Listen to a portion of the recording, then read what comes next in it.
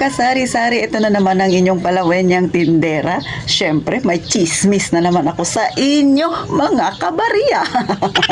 Kay barya-barya lang daw ang ating kinikita. Bahala sila, mga kasari, no? Pero siyempre, maganda yung ating topic ngayon. Bakit? Ito'y napapanahon sa mga kagaya nating tindera na masyadong relax, hindi masyado pinapansin ang takbo ng kanyang negosyo kasi nga ay marami naman daw na bumibili sa kanya kaya pa-chill-chill lang. Pero minsan yung sobra mong kampante, yan ang magdadala sa'yo sa pagbulusok ng tindahan mo gaya ng nangyari dati sa akin. O aminado na ako.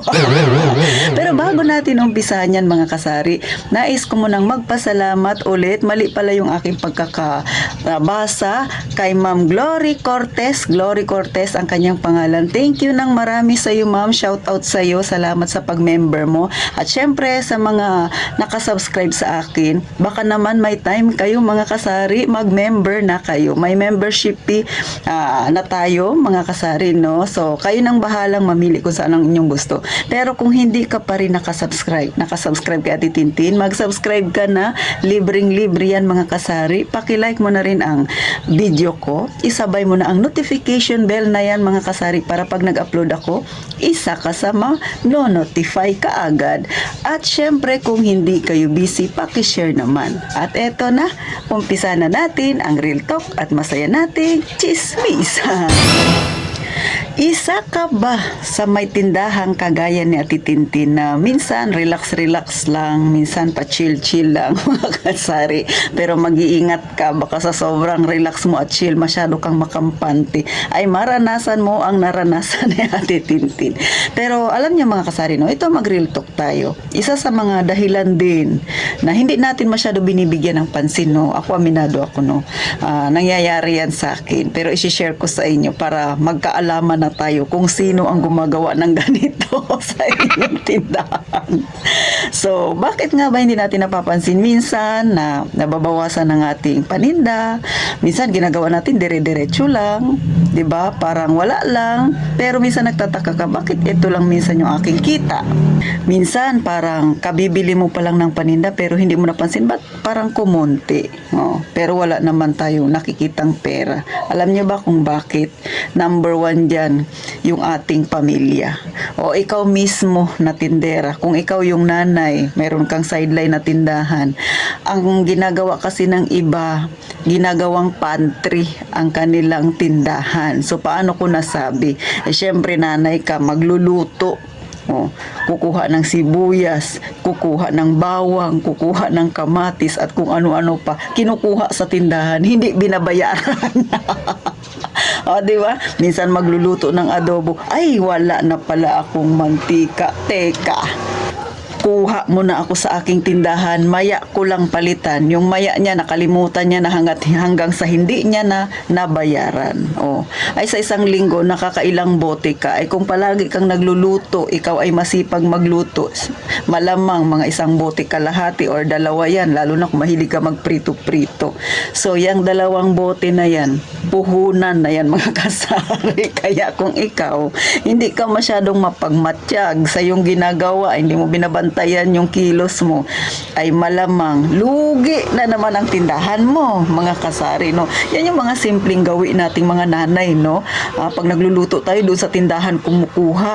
Oh. Kasi nga akala natin ay atin yan. Bagamat iyo nga yan, pero negosyo mo yan. Hindi yan pantry ng yung tahanan, mga kasari. Oh, tumaas ang mga kamay dyan na ganyan yung ginagawa nila sa kanilang tindahan. Ngayon nagtataka ka, bakit parang wala akong kinikita, Ate Tintin? Ay paano? Hindi mo binayaran yung kinuha mo sa yung tindahan. Nagpataka-taka ka lang dyan, sisi. Oh, ano pa ang ginagawa ng iba nating mga kasari, di ba? Gaya ng kung ikaw ay may asawa, o yung asawa mo may bisyo, O, di ba? O, kuha mo na ng sigarilyo doon. Bayaran ko lang mamaya. Ay, nakakailang stick ba ang asawa mo sa buong maghapon? O, minsan dudukot yan, hindi nagpapaalam sa'yo. Lugi na naman ang iyong negosyo. O, okay lang sana kung balik puhunan, mga kasari. Pero paano kung sige ang dukot dyan sa tindahan, hindi napapalitan? So, isa yan sa nagiging dahilan bakit lumulubog ang tindahan.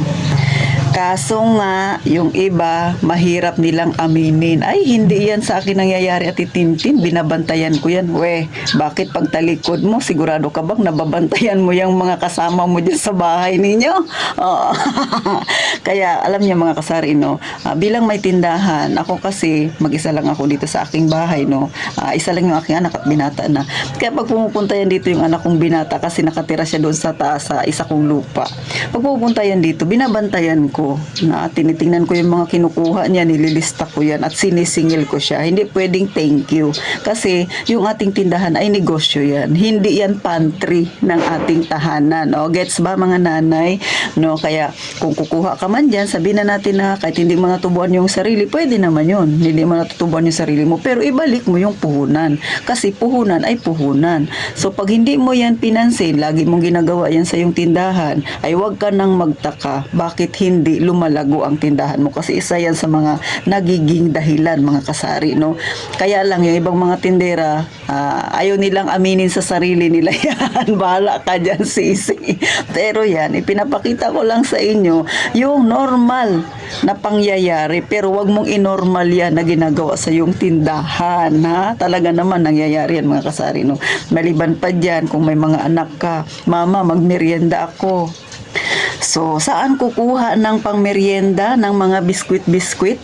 Kukuha ng soft drinks sa tindahan. Ang nangyari, hindi na nabayaran. Kawawang tindahan. Palubog talaga ang hantungan. Alam niyo mga kasari, kaya ko to nasasabi. Pinagdaanan ko yan. Huwag na kayong magtaka. Bakit?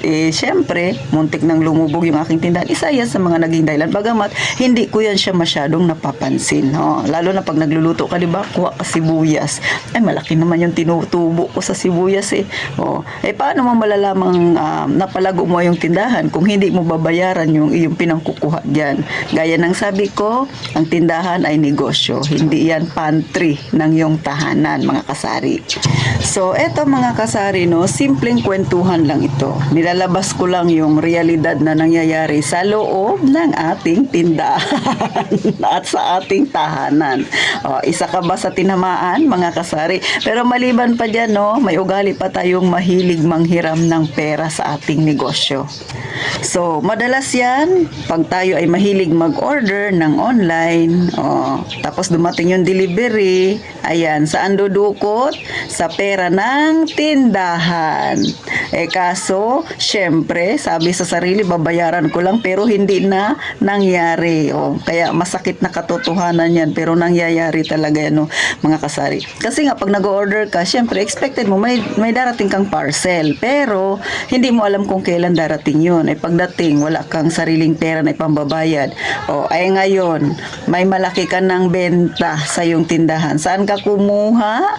Andon sa lagayan ng pera, sa benta mo ngayong araw na ito, kay dumating yung iyong parcel ngayong araw na ito. Di ba? Kaya mga kasari, no, yan yung mga gawin nating mga tindera na hindi natin masyadong pinapansin. Pero realidad yan, nangyayari talaga yan. At syempre, panghuli sa ginagawa natin, kung ikaw ay may anak, mama, pahingi ng baon. Saan ka kukuha? Doon na naman sa iyong negosyo. Paano? Wala pang sweldo si mister, di ba? Tapos minsan darating ang iyong tubig, naubusan ng gasol. Wala kang perang nakahanda. Saan ka na naman hihiram? Kay tindahan. Sinabi mo sa sarili mo, papalitan ko lang. Pero pagdating ng sweldo, hindi mo na naalala yung bayarin mo sa iyong negosyo. Totoo ba yan? Syempre, totoo yan, mga kasari. Kaya nga, pag ikaw ay nagnegosyo, mga kasari, no, sabi ko nga, maging alerto. bantayan mo yung nasa paligid mo at mismong ikaw tindera ka, bantayan mo rin yung pag-uugali mo. Kasi ang mga ganyan ay naranasan ko yan. Kaya nga, sinishare ni Ate Tintin, lalo na sa mga baguhan pa lang sa pagtitindahan or mag-uumpisa pa lang mga kasari. Realidad yan, ha? Tinapakita ko lang sa inyo. Baka may magsabi yan, ay Ate Tin, grabe ka naman, lahat na lang ng problema ng tindahan, inilabas mo na. Normal, babala yan sa'yo, sisi, na huwag mong gagayahin ang hindi maganda para sa ikabubuti ng balak mong negosyo. At kahit ano pang negosyo na gawin mo, isa yan sa iiwasan mo na galawin ang pera ng iyong negosyo, mga kasari. So hanggang dito na lang si Ate Tintin, napangiti ba kita? Bakit? Dahil natamaan ka, umilag ka. Pero syempre, muli mga kasari, no, ini-invite ko kayo na mag-member na kayo kay Ate Tintin. At syempre, gaya nga ng palagi kong sinasabi, mag-iingat tayong palagi mga kasari.